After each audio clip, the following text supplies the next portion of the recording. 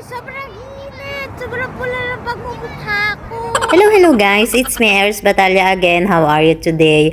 Ayan, for today's mini vlog, pupunta kami dito sa Saba Al Salem kasi may pa-swimming party blowout yung kambal na alaga ni Ate Mariam yan. Kasi gumraduate na sila ng grade 6. So as usual, ganyan naman lagi yung ginagawa nila, kakain, mga candy, mga juice, ice cream, everything. Ayan, ganyan sila lagi pagkain ng mga kiddos ba. Umorder na nga rin sila ng Burger King for lunch. Kukunin na naman nila. Kukunin na uli nila ito maya-maya. Ito ang maganda, oh. Maganda ang dilag. Huli pero di kulong. Ayan guys, ganito kami kagugulo. Tuwing magkikita-kita talaga kami dito sa Saba Al Salem. Ang dami namin dito, puro Pinay. At sa awa naman ng Diyos, ayan, magkakasundo. Magkakasundo ang mga tupak. Ayan, hi Leslie. Binsan lang kasi namin tong makita. Ang lagi ko talagang kasama guys, yan si Flor. Tsaka yan si Cherry, yung magandang dilag. Grabe yung init, 4 PM na.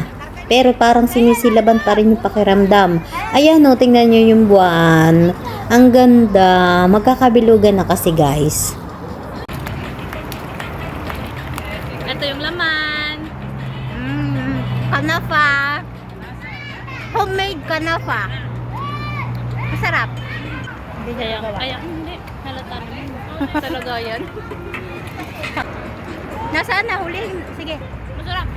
Yang si Ate Mariam ang isa sa pinakamatagal na dito. Ang bait niyan, kwela, wala ka ring masabi. Ayan, nagpapahula siya. Wala naman kaming ginawa kundi tumawa. Siya ngayon ang bida ng lamesa. Ang saya. Lagi kasi nilang ginagawa ito guys. Yung mag-iipon-ipon dito sa bahay ng lola para nga magkasama-sama, magkabanding-banding ang mga bata. Every Friday, Saturday nandito kami nag-iipon-ipon. Ayan, wala na din kami ginawa kundi kumain. Anyway, may pa-restaurant din sila, retro. Ano ito, burger, nuggets, pagkain nga ng mga bata, dinner. Kita nyo naman, wala na kaming ginawa kundi kumain. Kasi yung mga bata, busog na kalalangoy. Ayan, naging huli pero di kulong ang mga nagawa ko dito sa mga to. Pasalamat na lang ako kasi go sila. Wala silang pakialam. Pag nakikita lang tutok yung camera ko, sige, todo post.